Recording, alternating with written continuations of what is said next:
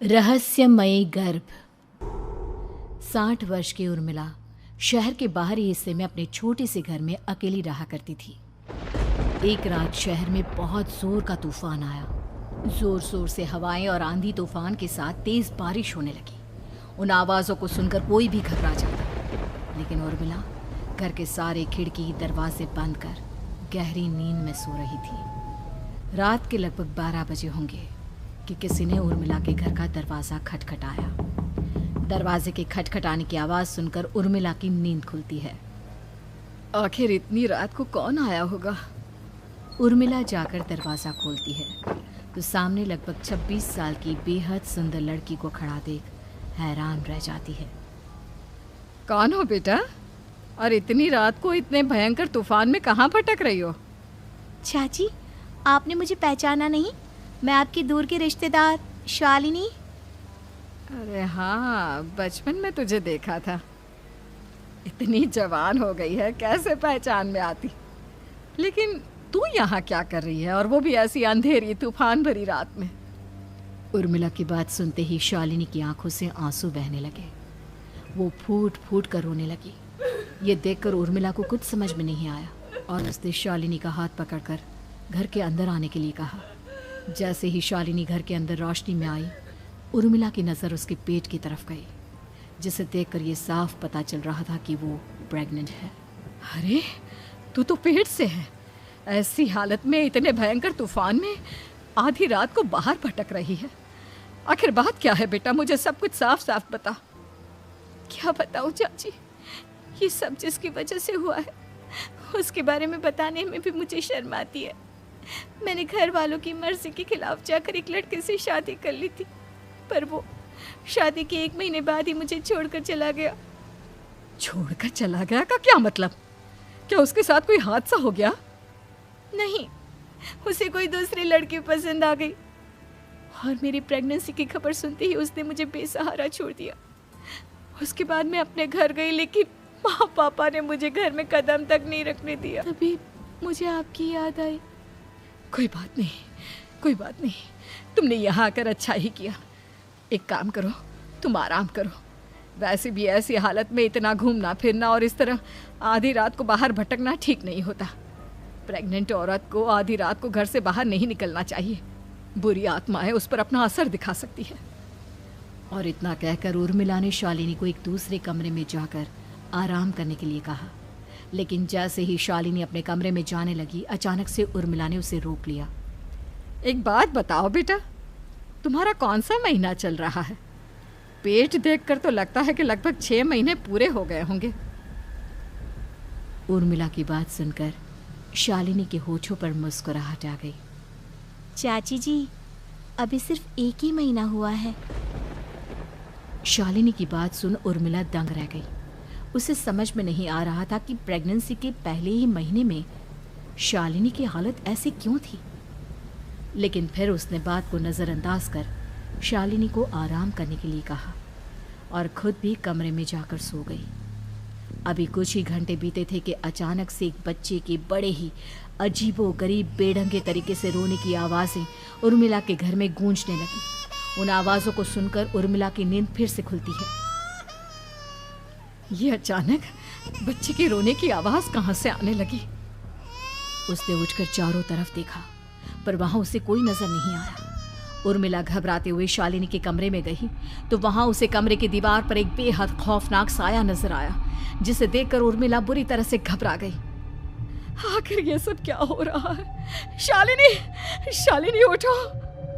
उसने जोर जोर से आवाज़ देकर शालिनी को जगाने की कोशिश की, लेकिन ऐसा लग रहा था जैसे उसकी आवाज़ शालिनी तक पहुंच ही नहीं रही थी। कमरे की दीवार पर एक बहुत बड़ा और बेहद डरावने दिखने वाले इंसान का साया और एक बच्चे के अजीबोगरीब ढंग से रोने और चीखने की आवाज़ें अब उर्मिला को ज़्यादा डराने लगी थी। उर्मिला को शालिनी की चिंता सताने लगी और उसने पूरी ताकत के साथ चीख कर शालिनी को आवाज़ लगाई, शालिनी! तभी अचानक सब कुछ एकदम पहले जैसा हो जाता है और उर्मिला की आवाज़ सुनकर शालिनी की नींद खुलती है। क्या हुआ चाची? आप इतनी तेज क्यों चिल्ला रही हैं? अब ठीक तो है ना? अभी अभी मैंने तुम्हारे कमरे में कुछ अजीब सा देखा। तुम ठीक हो ना शालिनी? मुझे यहाँ एक बच्चे के रोने की आवाज़ें आ रही थी। लगता है आपको मेरी कुछ ज़्यादा ही चिंता हो गई है। आपने मेरी प्रेगनेंसी के बारे में कुछ ज़्यादा ही सोच लिया होगा। मैं एकदम ठीक हूँ, आप आराम से सो जाइए। इतना कहकर शालिनी ने उर्मिला को फिर से अपने कमरे में जाने के लिए कहा और खुद भी जाकर सो गई। पर अब उर्मिला की आंखों से नींद गायब हो चुकी थी।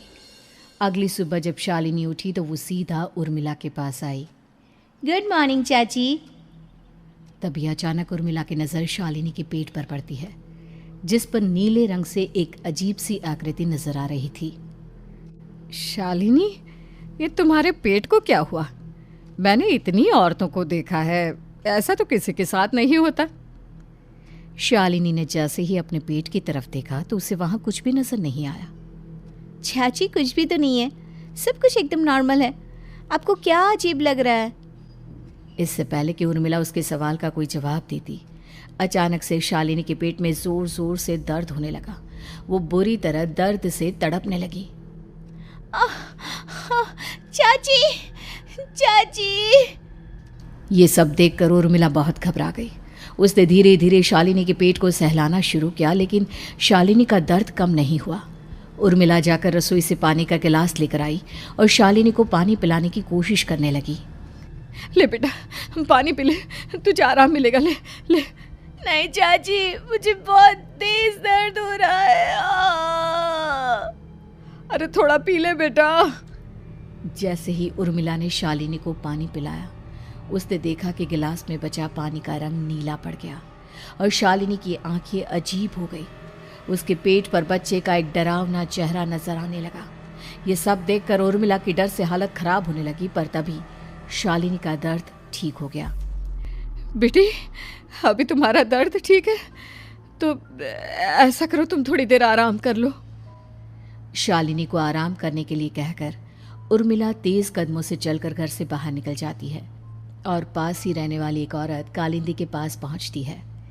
अरे उर्मिला बहन, बड़े दिनों बाद दिखाई दी, क्या हुआ? बहुत घबराई हुई सी लग रही हो, सब ठीक तो है ना? क्या बताओ कालिंदी बहन, मेरी एक दूर की रिश्तेदार आई हुई है।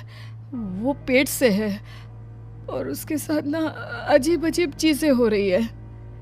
अब उर्मिला सारी बात कालिंदी को बताती है, जिसे सुनने के बाद काले जादू और तंत्र विद्या की माहिर कालिंदी एक ताबीज बनाकर उसे देती है।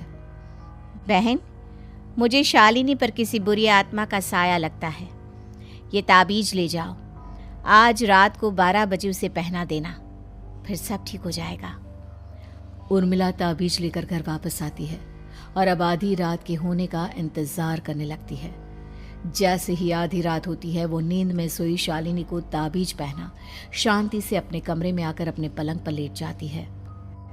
अब सब ठीक हो जाएगा, ये सोचकर उर्मिला शांति की एक सांस ही लेती है कि तभी अचानक उसकी आंखों के सामने कुछ ऐसा आता है जिसे देखकर उर्मिला डर से चीखने लगती है। तुम कौन हो? कौन हो तुम? जाओ यहाँ से, जाओ जाओ यहाँ से। तभी उर्मिला की एक जोरदार दर्द भरी डरावनी चीख वहां पर गूंज गई। उर्मिला की आंखों के सामने एक बच्चा खड़ा हुआ था, जिसका पूरा शरीर किसी बूढ़े की तरह नजर आता था, लेकिन मुंह किसी नवजात बच्चे की तरह था। उसकी आंखें गुस्से से लाल थी और वो घूर घूर कर उर्मिला की तरफ देखा जा रहा था। कौन हो तुम? कौन हो? उर्मिला के चीखते ही वो बच्चा जोर जोर से रोने लगा। घबराकर उर्मिला ने अपने हाथों को अपने कानों पर रख लिया। उसकी समझ में नहीं आ रहा है कि आखिर ये सब उसके साथ क्या हो रहा है। कौन हो तुम? कौन हो? क्या चाहते हो मुझसे? जाओ जाओ यहाँ से, आखिर तुम हो कौन? तभी अचानक से उर्मिला के पूरे घर में लाल रंग की रोशनी फैल गई। वो बच्चा धीरे धीरे कदमों से चलता हुआ उर्मिला की तरफ बढ़ने लगा। किसी नवजात पैदा हुए बच्चे के जैसे उसके रोने की आवाज अब उर्मिला के कानों में गूंज रही थी। लेकिन कुछ ही सेकंड में वो चुप हो गया और उसने बेहद खतरनाक आवाज में उर्मिला के सवाल का जवाब दिया। मैं वो हूँ जो अब तक पैदा नहीं हुआ, लेकिन जब मैं पैदा हो जाऊंगा तो वो होगा जो अब तक कभी नहीं हुआ। ये क्या कहना चाहते हो तुम? ऐसा क्या हुआ जो अब तक नहीं हुआ? तबाही होगी, तबाही। सब कुछ खत्म हो जाएगा और ये जो लड़की मुझे जन्म देने वाली है, मैं उसका खून पी जाऊंगा, सारा खून। उस बच्चे की बात सुनते ही उर्मिला बुरी तरह घबरा गई। उसका एक बुजुर्ग आदमी जैसा शरीर, एक नवजात बच्चे जैसा चेहरा, ये दोनों ही बातें उर्मिला की समझ से बाहर थी। तभी वो बच्चा अचानक गायब हो गया।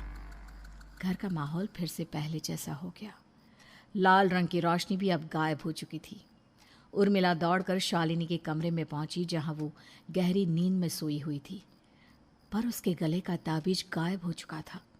उठो उठो शालिनी, उठो बेटा, मुझे तुमसे जरूरी बात करनी है। अरे चाची क्या हुआ? इतनी रात को आप परेशान क्यों कर रही हैं? सब ठीक है ना? अभी जब तुम सो रही थी ना, तो मैंने तुम्हारे गले में एक ताबीज पहनाया था। कहाँ गया बेटा, बताओ मुझे। शालिनी ने चारों तरफ अपनी नजरें घुमाकर देखा, लेकिन वहां पर कोई ताबीज नहीं था। वह हैरानी से उर्मिला के चेहरे की तरफ देखने लगी। उसे समझ में नहीं आ रहा था कि आखिर उर्मिला किस ताबीज के बारे में बात कर रही थी। नहीं चाची, यहाँ कोई ताबीज नहीं है। लगता है आपने कोई बुरा सपना देखा है। मैंने कोई बुरा सपना नहीं देखा। खैर छोड़ो, तुम अब सो जाओ, कल सुबह बात करते हैं। डर और घबराहट की वजह से उर्मिला की आंखों से नींद तो जैसे बिल्कुल गायब हो गई थी। अगली सुबह उर्मिला बिना कोई देर किए गांव के बाहर एक छोटी सी झोपड़ी में रहने वाले बूढ़े पंडित के पास पहुंची। पंडित जी, मेरी मदद कीजिए।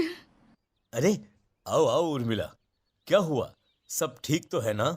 क्या बताओ पंडित जी, बहुत बड़ी मुसीबत है। मेरी दूर की एक रिश्तेदार लड़की पेट से है और उसके साथ बहुत डरावनी चीज़ें हो रही है। कल रात को तो एक अजीब सा दिखने वाला बच्चा मेरी आंखों के सामने आकर खड़ा हो गया था। ये तुम क्या कह रही हो? मुझे साफ साफ बताओ कि आखिर तुमने क्या देखा? उर्मिला ने अपने साथ हुई बीती रात की पूरी घटना पंडित जी को बताई, जिसे सुन पंडित जी के माथे पर चिंता की लकीरें उभर आई। अनर्थ होने वाला है, अनर्थ। बरसों पहले भी उस हैवान ने एक लड़की के पेट से जन्म लिया था और उसके बाद उस शहर को पूरी तरह से तबाह कर दिया। कैसी विपदा पंडित जी, कैसे बात कर रहे हैं आप? बताइए मुझे, और इसका उपाय क्या है?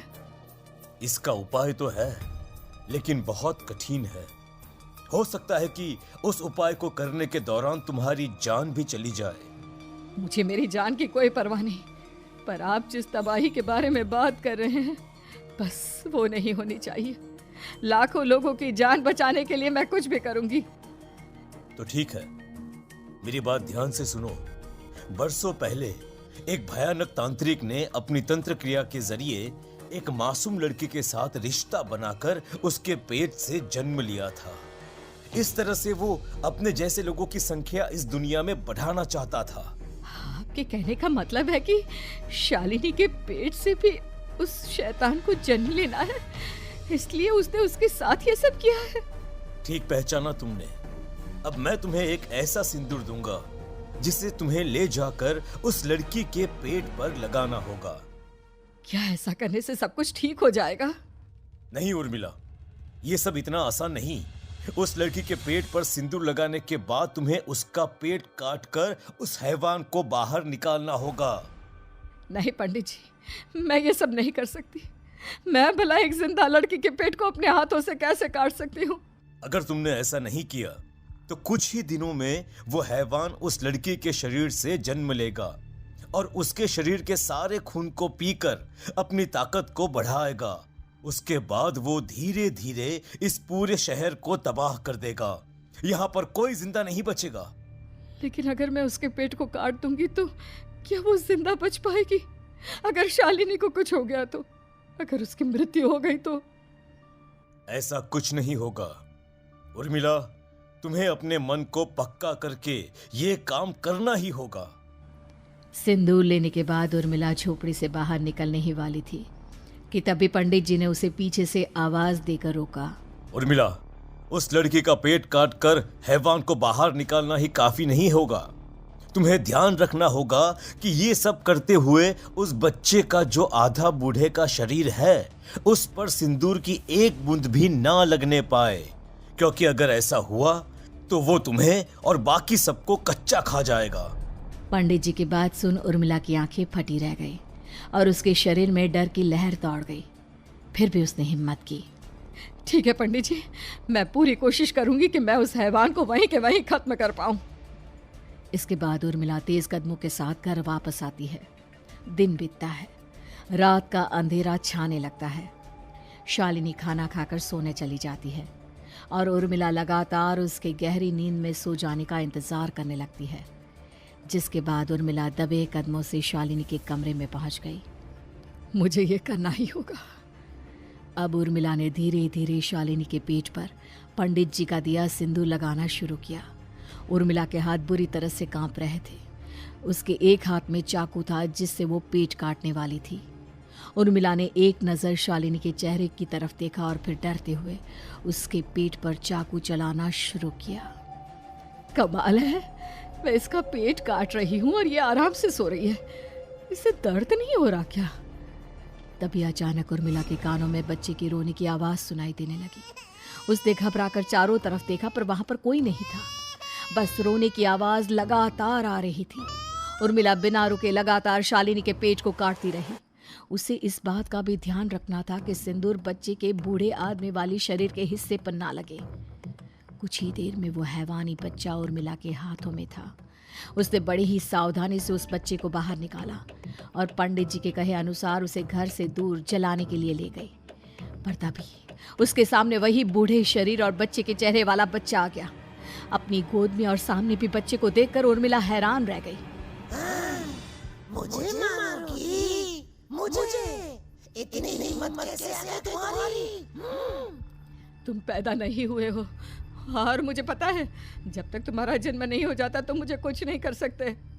इतना बोलते ही उर्मिला तुरंत उस बच्चे को घास के ढेर पर फेंक कर उसमें आग लगा देती है, जिसके तुरंत बाद वो बूढ़े आदमी के शरीर और बच्चे के चेहरे वाला अजीब तांत्रिक का भूत भी वहां से गायब हो जाता है। कुछ देर बाद उर्मिला घर पहुंचती है तो वो ये देखकर हैरान रह जाती है कि शालिनी का पेट अपने आप जुड़ चुका था।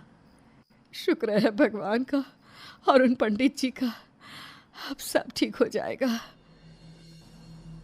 सुबह शालिनी सोकर उठती है तो अपना पेट देख पूरी तरह घबरा जाती है। चाची, चाची ये सब क्या हो गया? मेरा पेट अचानक कम कैसे हो गया? मेरा बच्चा कहाँ गया चाची?